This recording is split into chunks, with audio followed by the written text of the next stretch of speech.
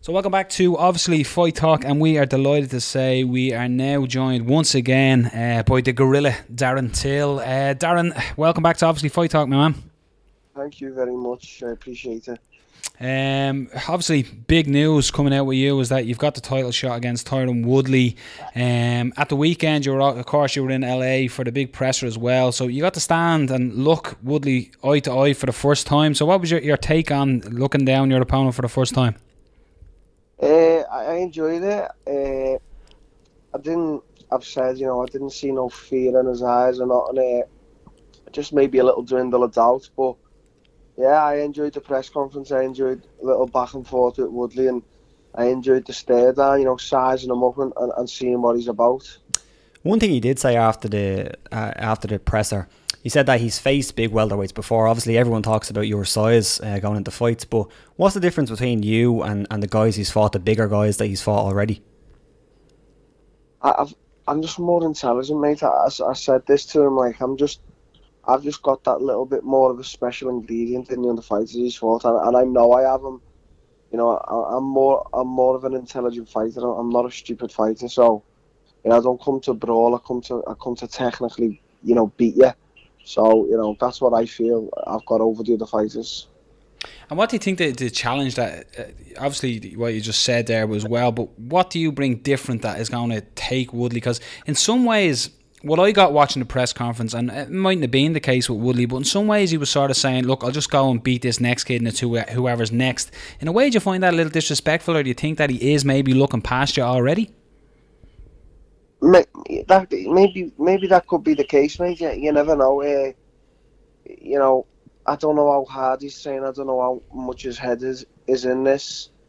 He says he wants to retire with the belt, so obviously he doesn't want to let anyone come and take it. But it's how far he's willing to go. Like, I'm willing to do everything to take that belt from him, and that's what I'm going to be doing the 8th of September. So we'll see how prepared he is for my rat on the 8th of September.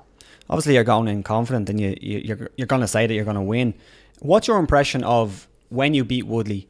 In your opinion, what's your impression of Woodley's title reign so far? Because he seems to be a bit of a divisive champion. A lot of people think he was a great champion. A lot of people think he avoided some people. What would your impression be of his legacy as a welterweight champion?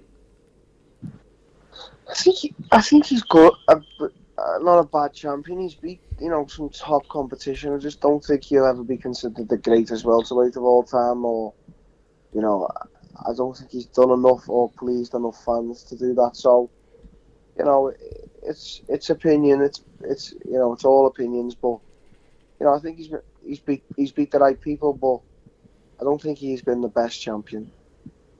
It's one thing as well that came out, and again, it's from a lot of fans and stuff as well. Obviously, when you beat Stephen Wonderboy Thompson, the big thing was when you got the fight got announced was, we shouldn't be getting the title fight because he didn't even make weight. Are you sick to death of hearing that? If that's people's only excuse why I don't deserve a title shot, it's a pretty poor one. I've got the second best record in the whole of the UFC after Khabib Nurmagomedov. I'm 17-0. So, who else deserves the title shot? I know I said after the fight, I don't deserve one. They want to give it to someone else. But then, when they offer it to me, I've got to make my case as well of how I do deserve. I've got to build this fight up, and no one's been able to beat me yet. So why don't I deserve a title shot? Just, from one time not making weight. Am I the only fighter in the history of the UFC who hasn't made weight? So it's just a bullshit excuse, you know what I mean? I'm just not arsed though. It's funny. And coming off the Thompson fight, Darren, when you were going into that, was it known that you were potentially that was a number one contender shot, that you were next in the line, or have things just fallen into place after that fight? I don't really think about that stuff. I think about the fight ahead. I don't think about how much I'm getting paid going into the fight. I don't think about where it's going to put me. I think about how much I need to beat this next opponent, and that's the only really thing that goes through my mind, to be totally honest. It's something there as well. I keep bringing up the bad news. You're going to hate me during this interview. But it was something, you gave an interview as well at the presser where you turned around and you spoke about your legacy. and a lot of news and flack as well has come from that, because you'd mentioned your partner who's pregnant, and you mentioned your child as well, and that you didn't care about that. You only cared about your legacy. Now, what I took from that interview when you were talking is, like, a lot of people would say to become a great, you have to be selfish. You have to invest everything into your fight career. But a lot of people are giving you flack for the comments you made in and around your missus and your child as well. Is that what you meant by it, more so about we have to be selfish in this game, or what did you mean by it? Yeah, it's all about being selfish now until 8th of September. Listen, it's funny, I haven't even really read what people are saying, but my girlfriend's like sat next to me right now laughing. It comes to something, right, when stuff like that, my girlfriend's laughing at, and it's offending, grown men and grown women, that's just funny shit. Like, it doesn't affect them, what I've said. It's, my girlfriend and my daughter, they know what's what, and she was right next to me when I was giving that interview, and she was laughing. Some people just need to stop trying to be offended. All right, it might have come out as if, like, I don't give two shits, but right now, it's all about me until the 8th of September. I have to be selfish enough. And, after the fight, everyone knows the downtime, holidays, going to see my daughter. It's just people wanting to be offended. Do you think that's more so because people just don't know what it is to be an elite level fighter? Like, you are top of the food chain fighter. So do people just not understand what it takes, the sacrifice that it takes to get there? Yeah, people just don't know. Like, listen, in 5 weeks' time, all my life's work, will have led up to that one moment. 15 years in the making. I couldn't have got here without being selfish, and working so hard and having bumps in the road, and there was many days where I didn't, there was some days I couldn't eat. There was some days because I just gave my whole life to the fighting, and now it's paying off. Do you know what I mean? So people just don't understand, how it works, high level fighting, and they look for any opportunity to be offended. They just need to, it's just online trolls, mate. They just haven't got a clue. How is it that you build that legacy that you're looking for? Because it seems like some fighters have different approaches. Like, obviously Conor has moved up weight classes, but he hasn't defended titles, so a lot of people look at that. Whereas Demetrius Johnson, instead of his weight class, defended his title so many times. What's your approach? How do you build your legacy? Do you look for multiple titles in multiple weight classes, or more so, dominate divisions? I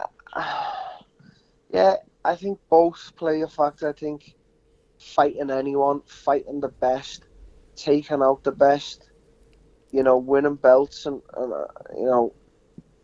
stuff like that, but also dominating. So, when you do win the belts, get the next best person to defend it against and dominate him, and then, you become a dominant, great. That's how I see it, That's what I got growing up myself watching MMA, and the real big thing about MMA, the opinion used to be the best will always fight the best. There's no real, layups, if you like, in MMA. But that opinion has changed a lot. But from talking to you, Darren, before, obviously as well today, it takes me that if you were the champion, if Dana White or Sean Shelby was to ring you and go, this is the next guy in line, you strike me as the guy who's going, fucking line him up, let's knock him out. You seem like you'll fight anyone, anytime, especially defend the title. Yeah, I think to be the champion and say you're the best in the division, you've got to fight that next best guy, and I've already given my opinion on the top guys in the division. I'm not going to be at welterweight for long, but while I'm here, 5 weeks, I'm winning that belt, and then, wherever it goes from there, the best in line is getting that shot. I don't want to pick and choose my competition. I'm not that type of fighter. We had it with the presser as well. I want to bring out one point with the presser as well. There was a one fight that everybody sort of wanted to see. It was like a fans fight to be made. It was Platinum Mike Perry. Everybody wanted to see this. Now, it seemed like this happened behind closed doors in the sparring session. Now, somebody said to me today, you can clear this up. I'm not too sure how true this story is, but someone had told me that apparently you thought Mike Perry said, are you going to the spa? and you turned up and he was ready to go for sparring. How true is that? Yeah, that's 100% true. You know, I've got rivalry with everyone who steps in my way on fighting, and I had rivalry with Mike. And if we ever fight, I still will have a rivalry. But outside of fighting, outside of all the bullshit, Mike is a nice person. He's a nice guy, and you know he's just trying to better himself as a fighter, as am I. So, you know, what's the problem going behind closed doors and kicking the absolute shit out of each other?